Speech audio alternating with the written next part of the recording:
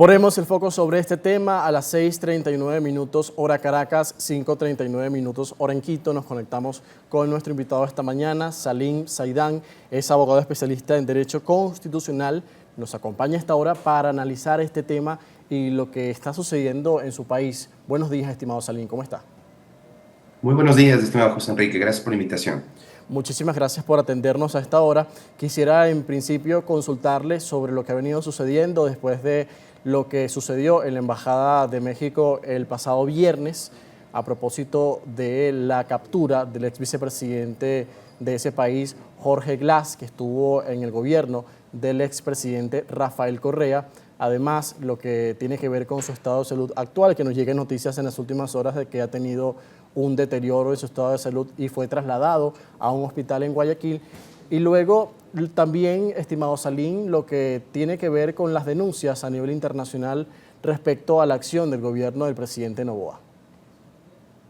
Bueno, lo primero que podría comentar, José Enrique, es que la Convención sobre Asilo Diplomático, que fue adoptada en Caracas en 1954, es sumamente clara en su artículo 3.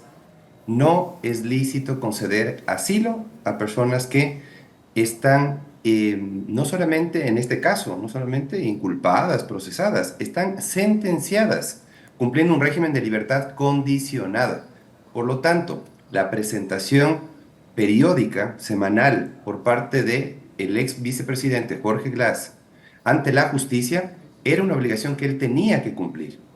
Eso obviamente le impedía al gobierno mexicano el otorgamiento del asilo, porque no se trataba de una persona perseguida, sino de una persona condenada por delitos comunes.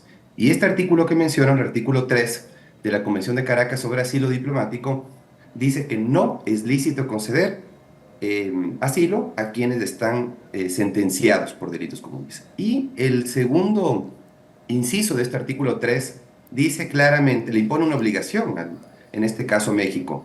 Las personas comprendidas en esta situación que describo, ¿sí?, que penetraran en un lugar adecuado para servir de asilo, deberán ser invitadas a retirarse o entregadas al gobierno local. Eso no hizo el gobierno mexicano y prefirió tener como huésped, ¿sí?, algunos meses a Jorge Glass. Eso derivó, obviamente, en la digamos, equivocada decisión por parte del gobierno ecuatoriano de ingresar, irrumpir en la embajada mexicana, incurriendo en una vulneración al principio de la inviolabilidad de las sedes diplomáticas.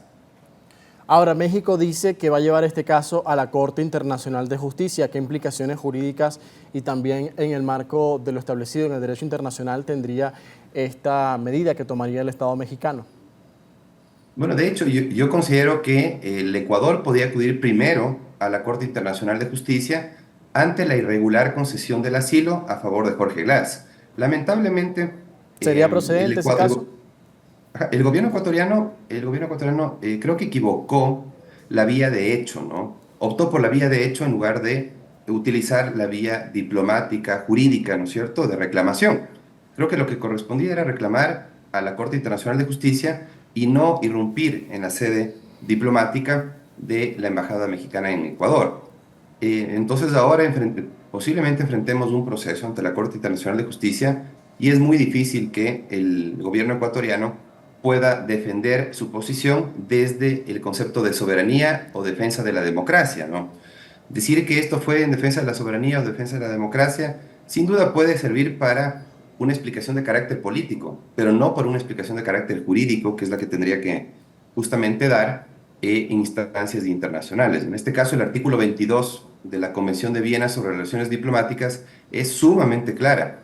Los locales donde funcionan las sedes diplomáticas de los estados son inviolables, ¿sí? Nadie puede penetrar en ella sin la autorización del jefe de misión.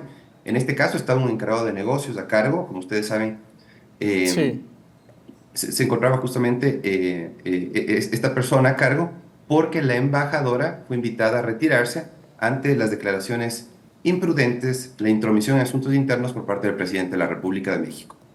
Bien, estimado Salim, ya para finalizar, ¿usted ve una solución en esta crisis diplomática? ¿Es posible que ambos países vuelvan a tener relaciones en los próximos meses? Por otra parte, también cómo afecta esto al gobierno de Daniel Noboa y sus alianzas internas para lograr la gobernabilidad. ¿Qué pasa con los acuerdos sostenidos con el partido del expresidente Correa? Sí, sin duda va a ser complicada la situación política del presidente Noboa, que pierde un aliado, ¿no? Como ustedes saben, la agenda legislativa del presidente en estos meses se había cumplido con alrededor de 5 proyectos de ley presentados por el presidente que habían sido aprobados con el apoyo del correísmo, ¿no? Ahora tendrá que buscar un nuevo aliado para suplir justamente esos votos que pierde el presidente en la Asamblea Nacional. Y miren que estamos en una coyuntura electoral, porque en pocos meses vamos a una nueva elección presidencial en donde justamente el presidente Noboa aspira a la reelección. Y la consulta que viene en los próximos días también, ¿no? Y claro, lo más próximo es la consulta popular, que sin duda lo va a fortalecer o a debilitar de cara a esa elección presidencial. Entonces va a ser complicada la situación del presidente, y más que nada porque yo he visto que la reacción a nivel internacional, sobre todo a nivel nacional, un tanto, es de repudio a la acción de Sí. ingresar por la fuerza a las instalaciones de la embajada mexicana, ¿no? Y yo le diría algo más, José Enrique, que hay que tomar en cuenta que en junio México también está enfrentando una elección presidencial, y lo más seguro es que la candidata oficialista del partido Morena, Claudia Sheinbaum, sea quien llegue a la presidencia de la República Mexicana, manteniendo la misma línea de López Obrador. Entonces yo creo que hay que cuidar esa relación diplomática para no perjudicar a nuestros estudiantes, a los empresarios que pueden verse afectados por el deterioro de las relaciones comerciales o diplomáticas con Exactamente. México. Y los mismos ciudadanos mexicanos que están en territorio del Ecuador. Muchísimas gracias por acompañarnos, estimado Salim Zaidan, abogado especialista en Derecho Constitucional, a esta hora con nosotros, conectado desde el territorio ecuatoriano. Muy gentil por atendernos tan temprano. Gracias. Muchísimas gracias, estimado José Enrique.